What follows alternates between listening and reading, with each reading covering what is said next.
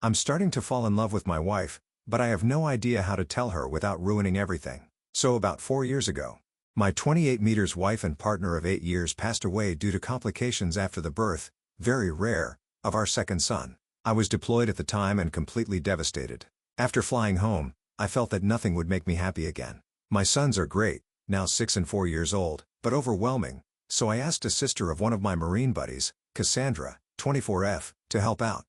She had been friends with my wife, but not great friends, and she agreed in exchange for a place to stay. At the time, Cass was only 20 years old and in quite a bit of debt in fault of her extremely abusive ex-boyfriend, who she had finally left about 3 months earlier. During the first few weeks of her helping out with the boys, she asked to borrow money to see a doctor due to her shaking hands. She had no insurance. I happily obliged. She was an angel, doing all of the cooking and cleaning and keeping my young family together. It turned out that she had developed some sort of neurological disorder, probably brought on by repeated abuse. At the time, it seemed simple. I had good insurance. She needed healthcare. I never thought I'd be able to move on from my wife, and she was afraid of intimacy. I agreed that I would marry her, but keep our platonic relationship. She promised not to burden me with her debt, and we had a prenuptial agreement and all. I know that this is fraud of the government, hence the throwaway. But we were both so damaged and needed somebody, even if not intimately. The past 3 years have been about as good as expected, if not better. Cass is great, better than great. She keeps the house spotless, had food ready every night when I get home, and has been working overnights as a baker and almost has her debt paid off. Her condition has improved greatly also due to the great medical care she was able to receive. With the boys, she is a saint. She tells them about their mother, shows them pictures, takes them places for fun, and even taught them how to read. Of course, the 6-year-old just finished kindergarten, but my 4-year-old is going to be the smartest kid in his class next year. Sometimes the 4-year-old calls her mommy, but she shushes him and reminds him that her name is Cass and that mommy is the angel whose picture is above the fireplace. Once her debt is fully paid off, the kids are in school, and she saves up a bit of money. She is going to go into a nursing program. Our relationship is still platonic, but very caring. I've cried on her shoulders more times than I can count, and she's done the same. One night, I was very stressed out and yelled at her about something pretty inconsequential. She had taken my sons to see Santa without me. She, of course, became quite frightened, but we worked it out, and I even offered to pay for her to see a counselor. She didn't. That was 2 years ago, and we have had little fights ever since, but have been able to work through them. She seems to understand me whenever I'm hurt, upset, or angry, and is calming in a way that I can't explain. The problem is that I think I might be falling for her. I've been noticing little things: her scent, her smile, her laugh, the way she smiles with her eyes when she sees me, how much my boys love her. Not to mention that she's gorgeous, super hardworking, and one of the strongest people I've ever encountered. A few nights ago, I almost kissed her after we had put the boys to bed, and her hugs goodbye have started lasting a little bit longer. The other day, she was taking a nap in my bed. She was washing her sheets, and I wanted to join her. Not make love with her, just lay with her and hold and kiss her. I don't know what to do or how to even bring this up. It's been 4 years since my wife died. I can only think of a quote from A Song of Fire and Ice books in which a character says that when the sun has set, no candle can replace it, meaning that since his true love has died, nobody could replace him. That's how I used to feel, but there have been days where my thoughts have been occupied with Cass, and I haven't even thought about my wife.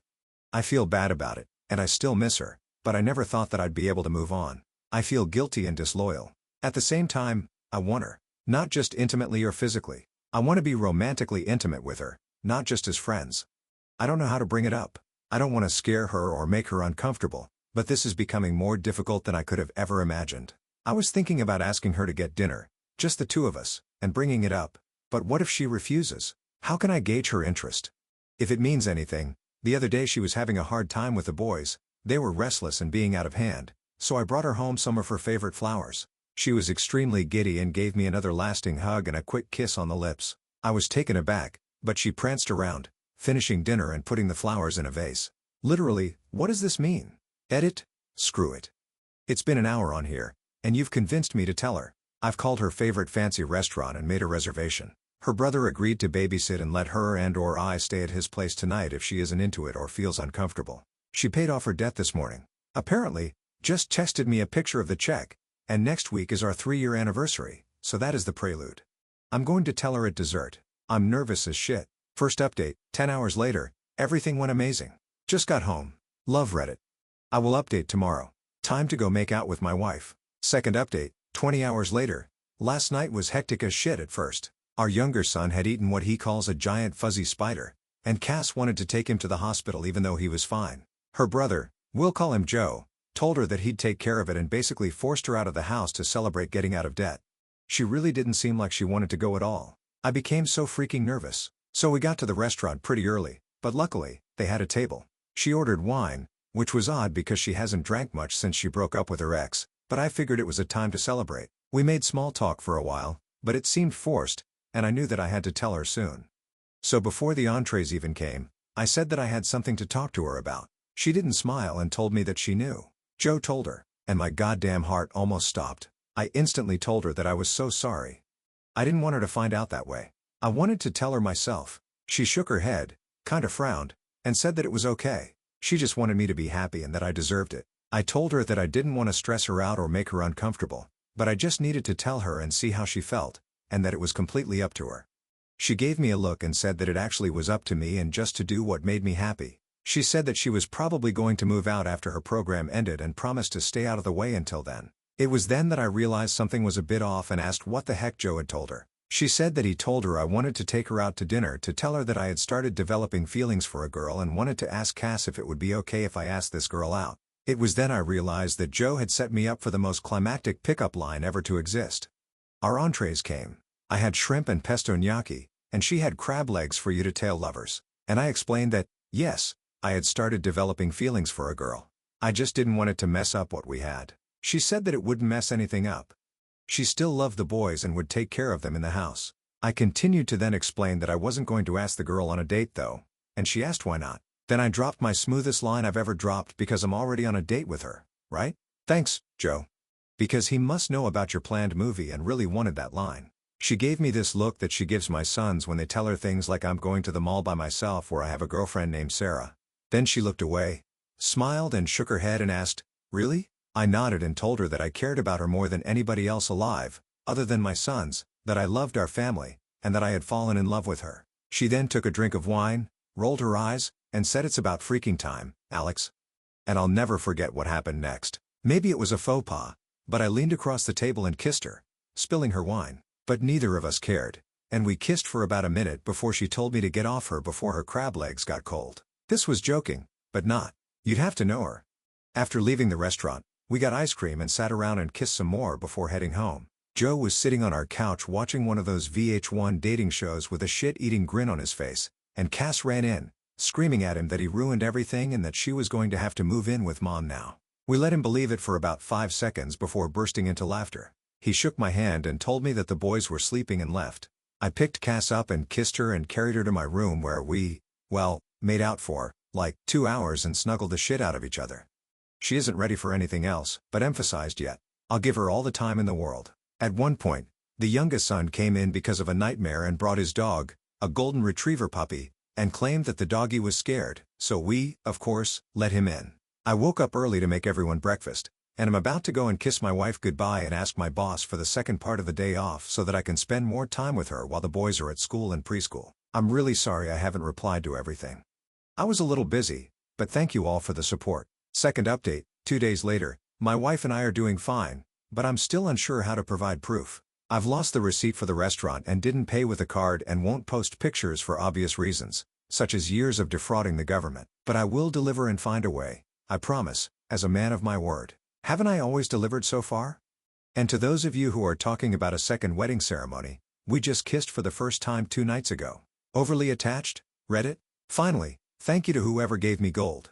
I spent about $25 last night buying Joe beers. But next time, please use that money for real good.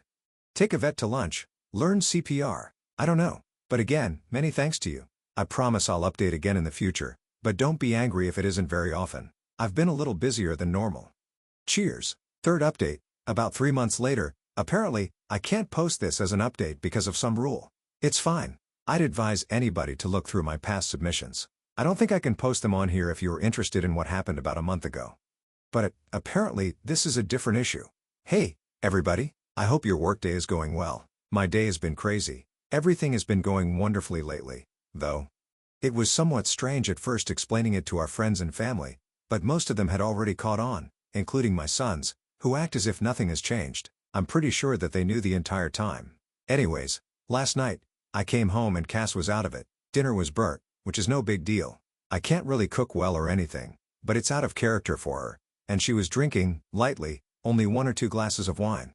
I asked her what was wrong. Obviously, I was concerned, and she told me that her ex-boyfriend got parole last week. I was flabbergasted since she should have been able to testify at his parole hearing, I believe. Apparently, the crime that he was incarcerated for was unrelated to the abuse, which I had always assumed was the reason, but Cass had been assured it would put him away for a decade at least, and, 2, had been far too afraid to testify against him or press charges. Apparently, he'd been arrested for this felony, and when he was being held, he asked her to post bail, but instead, she asked my first wife for help moving out and moving on.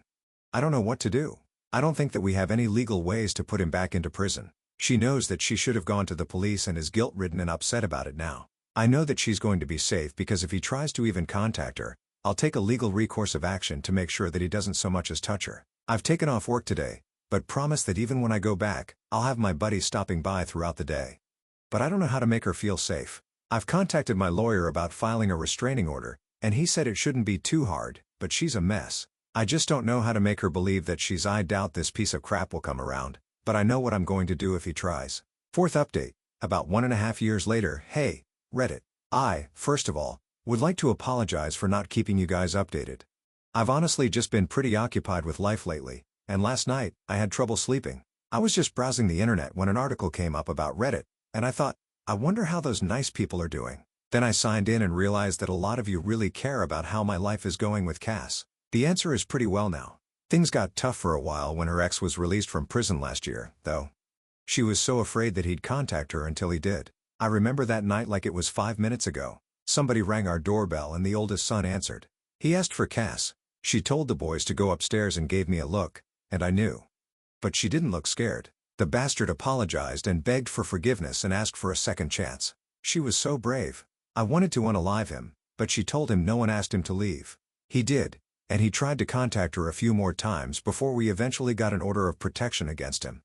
Last I heard, he moved upstate to live with his dad or something. Around this time, her brother Joe also got into a really bad car accident and ended up having to move in with us for a while. He's a great guy and one of my best friends, so he didn't mind, but it was a stressful time. About 7 or 8 months ago, we finally, consummated our marriage, I guess you can say. The boys are doing great and are really happy. Cass got a pretty good job, although I think she's working too much overtime and loves it. We're expecting our first child in February and couldn't be more excited. You could say that life is pretty good. I'll be around for another few hours if you guys have any questions. 5th update, about 2 years later, it's a girl. Technically, she was born early March, but I didn't want to make the title. It was a girl. Sorry for not updating. It was a pretty rough pregnancy, and Cass has put her foot down about wanting more. I guess 3 is enough, but everything turned out great. Little Therese was 21 inches and 9 pounds at birth and as bald as I am. She's way easier than the boys were. She hardly ever cries and is the most photogenic baby ever. Our youngest son is completely smitten and always tries to help, but it's less cute than you think. Joe is also doing good. He's dating a girl who actually went to my high school, 2 years younger than me, though. He's pretty happy with her, and we're all very happy for him. Other than new fatherhood, there's not much to update. I'm home watching the baby today while Cass is out, so I should be around for a while.